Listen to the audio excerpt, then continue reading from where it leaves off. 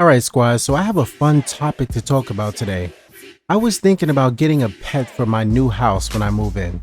And at first, I thought to myself, what animal should I get though? When it comes to learning about this stuff, there's so much information out there about them, and I have so little time. Yet here I am making this video. Anyways, certain animals are the cutest things ever though, so I must have one of them. But with that being said, I am not the only person looking for a pet.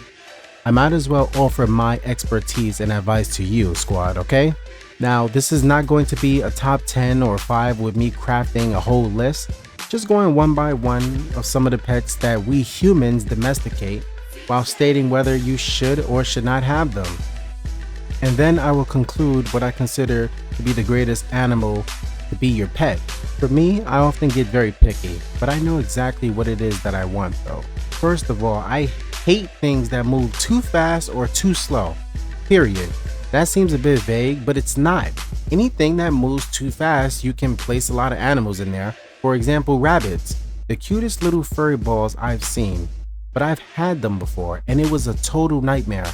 They literally shit everywhere. And by that I mean rabbits shit in small pieces, almost ball-like and in bunches. I cannot begin to tell you how frustrating it is to clean that up, man. And then to add to that, they are extremely quick and don't like to be bothered.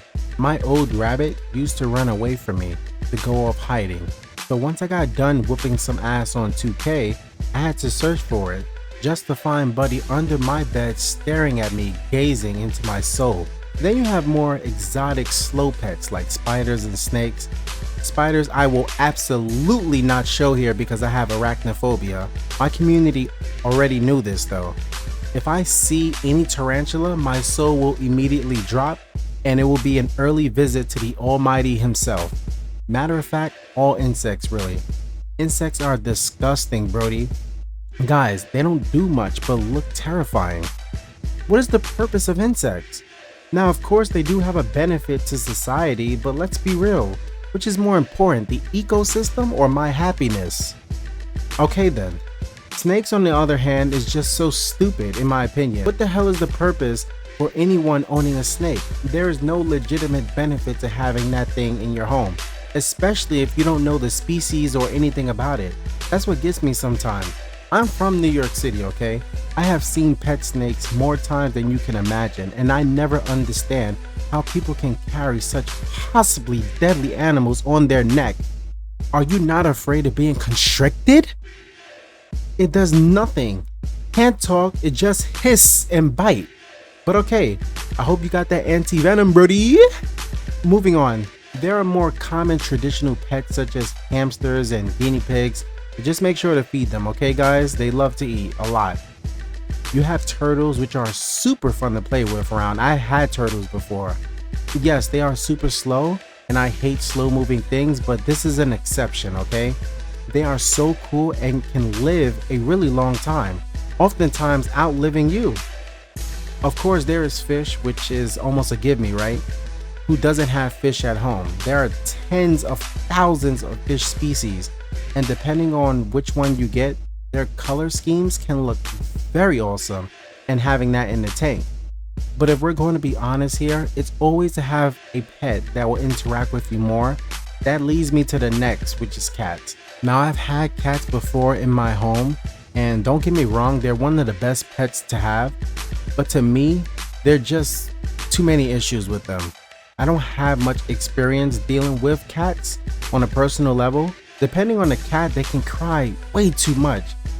I would take my cats to the vet regularly and nothing was wrong with them. It would just keep on crying and I don't know how to talk to a cat. Second of all, cats stink like shit. For real. Like they don't like taking baths, they can't stand water, like what? And when they release themselves, the smell is atrocious. Atrocious. It is a very distinct type of odor cats exhibit that make them unique from other household pets. And because of that, I just can't deal with it. You should want a pet that doesn't require too much caregiving, yet can still have a lot of fun with. That being said, there's only one pet that fits me, and probably you too, and that's dogs. Dogs, in my opinion, are probably the greatest animals ever, period. They are very versatile animals and can serve different needs. There can be outside or inside dogs. They can protect your family from intruders or threats in general. Dogs can assist elderly or disabled people. Dogs can play with you, swim with you. I mean, they can even sing with you, for Christ's sakes. They are truly our best friends, squad. You might think I'm speaking with bias here, and I am, but that's not the point. Data has shown that dogs tend to be the most popular pets globally, and people just adore them. And how can they not? So this comes to as no confusion on what pet I will be getting next for myself, but the question is, what about you?